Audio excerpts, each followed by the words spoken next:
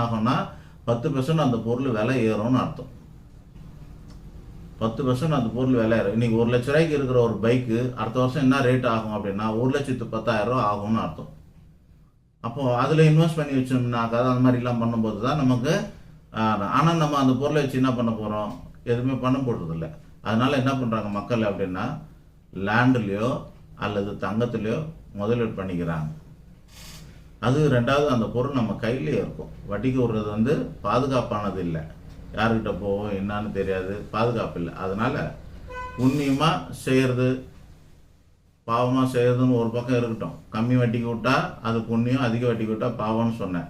ஆனால் அந்த லாபமாக அப்படின்னு சொன்னால் வட்டிக்கு ஒரு தொழில் லாபகரமானது அல்ல. அது செய்யாமல் இருக்கிறது தான் நல்லது.